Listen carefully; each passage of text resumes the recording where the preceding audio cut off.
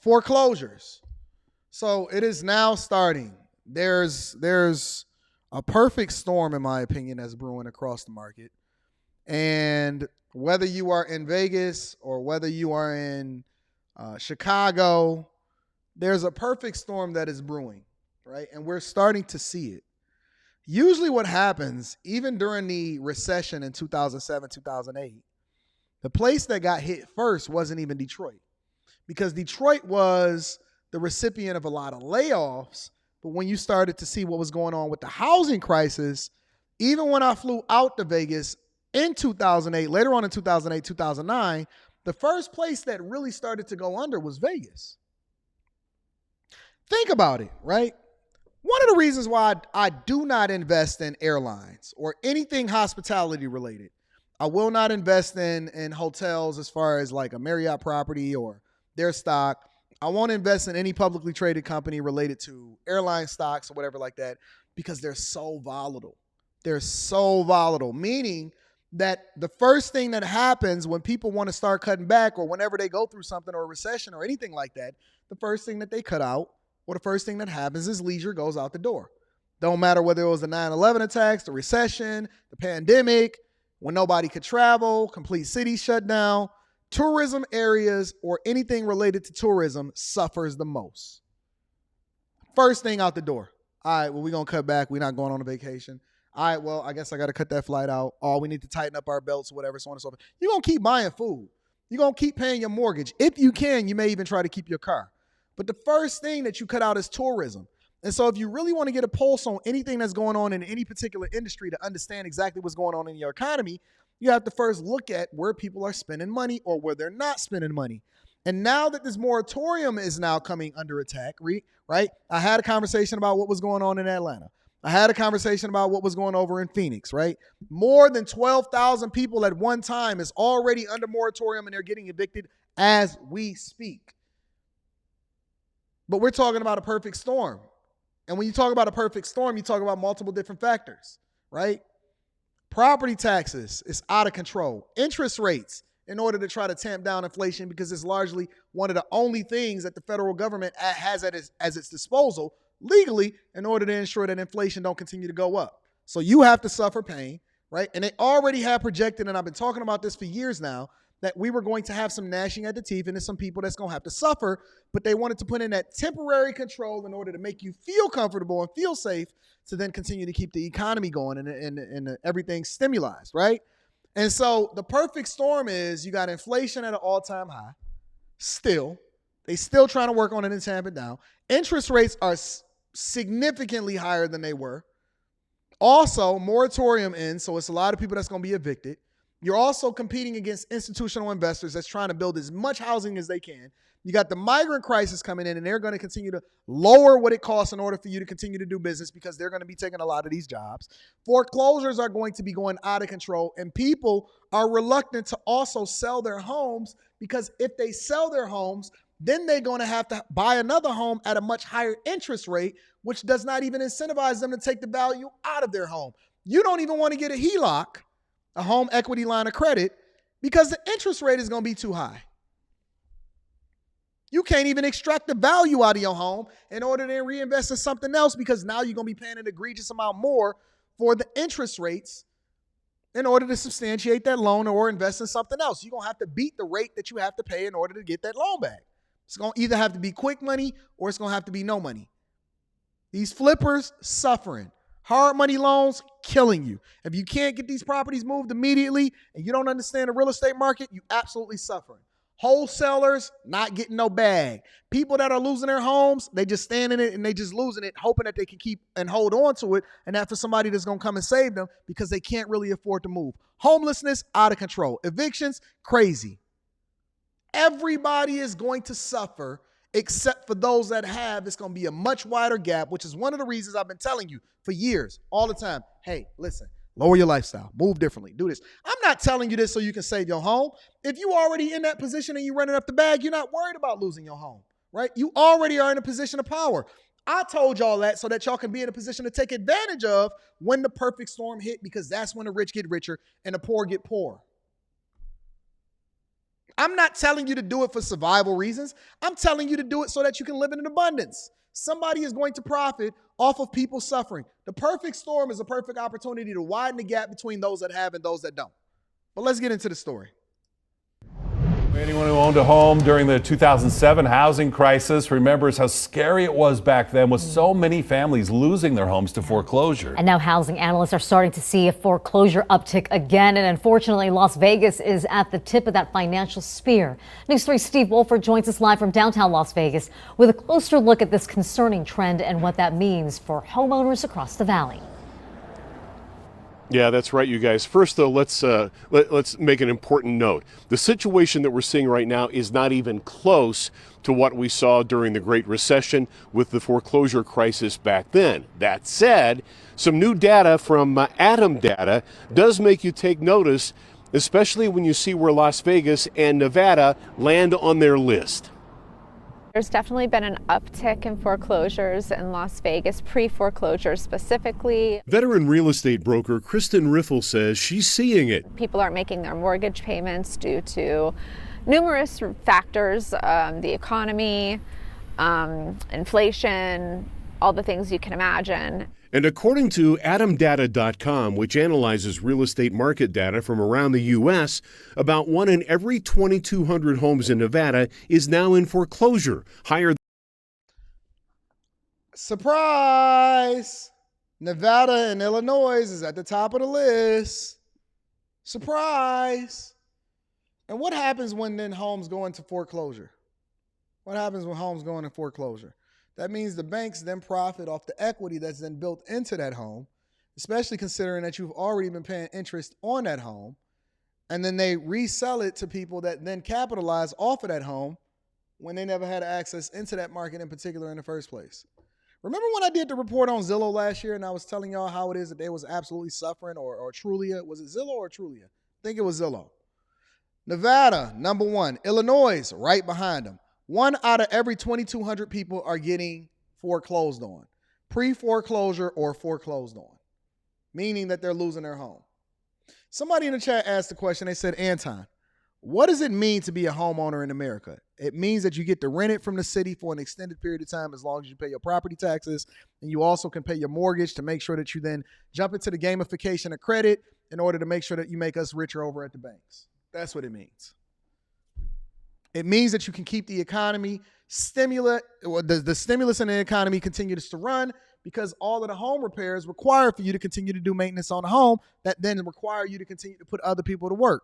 Plumbers, builders, carpenters, HVAC people, flooring, bathtubs, upgrades, buying new TVs, building man caves, drywalling, painters, roofers, property tax collectors, assessors, home inspectors, real estate agents.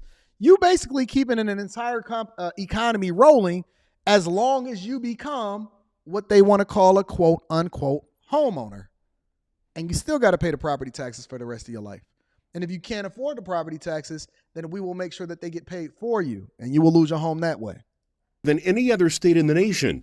And among metropolitan areas with more than 200,000 people, Las Vegas ranks 4th in the U.S. with just under 1 in 1,800 homes in foreclosure, and number 1 among cities with more than 1 million people. This is why economists always look at Las Vegas first, okay? It's always the lab rat for real estate market movement. Yep.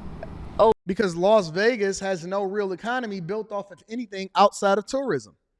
The majority of people in Las Vegas are there and they're working there and they're depending on tourism in order for them to continue to run the bag up.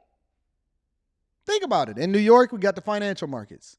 In Miami, you got tourism, but they're also trying to pivot over into the financial markets, especially as it relates to cryptocurrency, right? And they got weather on their side. If you go out to Los Angeles, they have a completely different way in which they operate, because they're basically a tech hub, Silicon Valley, right? And then they also have obviously a immigration population that is continuing to pump money in there. And then they also have weather on top of it, right? Every single city is supposed to have some industry that is supposed to prop them up, but then they're supposed to be diversifying in order to not become interdependent on that in order for them to be survivals, right? Detroit learned that lesson when it came to the auto industry. They now pivoted. Quicken Loans, Rocket Mortgage, United Warehouse Mortgage. They are now the largest servicers of loans that are originated in the United States. And if you really understand how the game goes, that's one of the reasons that Detroit started to come back so fast and why it is one of the fastest growing cities that have less crime, especially in the major areas. Every city is going to have crime. But it's one of the fastest growing cities as far as productivity and growth and making money. We have two of the biggest companies in the entire United States right here in Metro Detroit that are originating the majority of the loans and running up the biggest bag when it comes to diversifying your economy and not being interdependent on the auto industry like we suffered through before. So now we don't have to worry as much about the strikes and there being a collapse if anything catastrophic happens. But Vegas is largely just a tourism sector.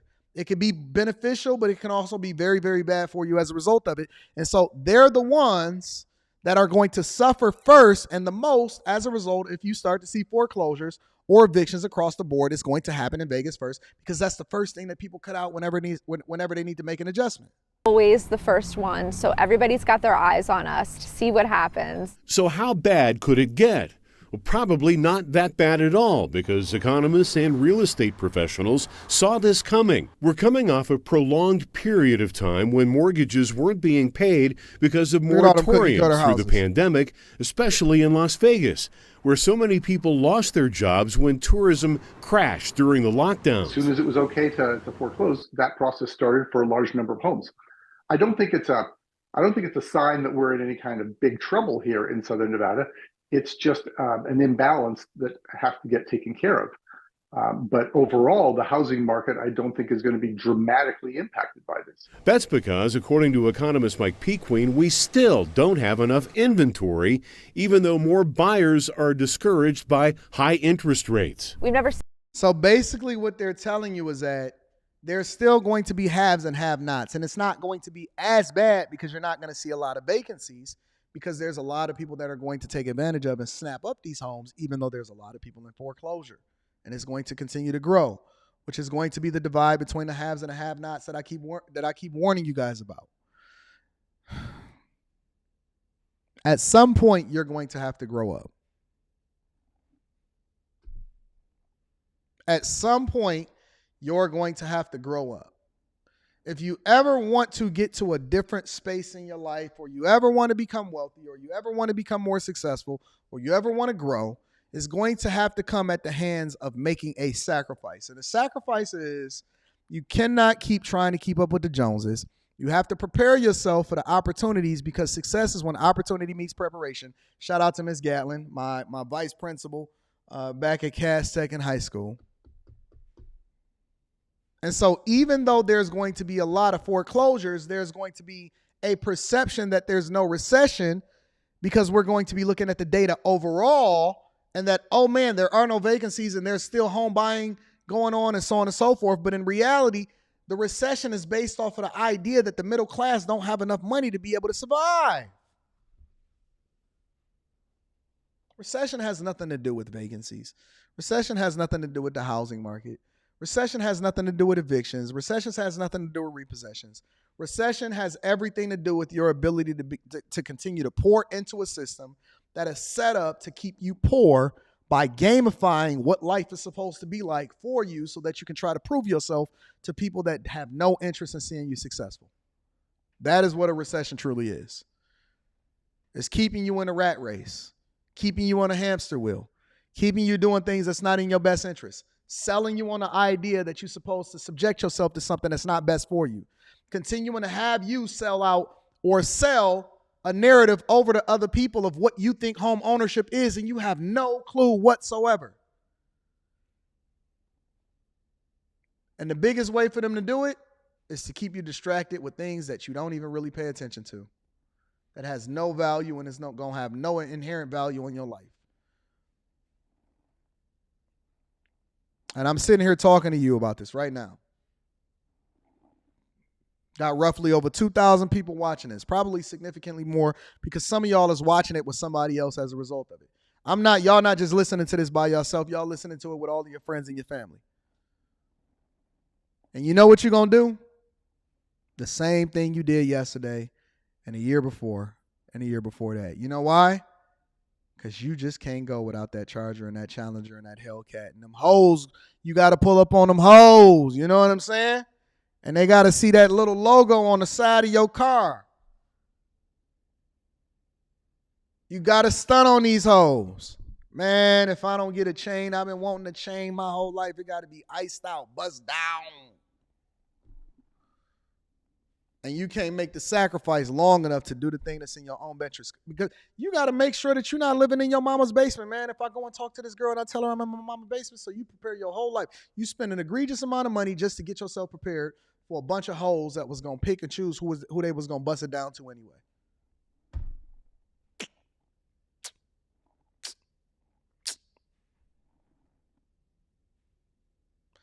The biggest key to growing is at some point you got to truly not care what other people think about you so you can do what's in your own best interest.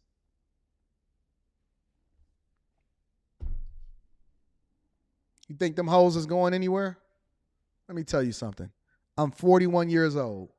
From the time that I was 11 years old all the way up into 41. Over 30 years. You know what I've learned? Them hoes ain't going nowhere.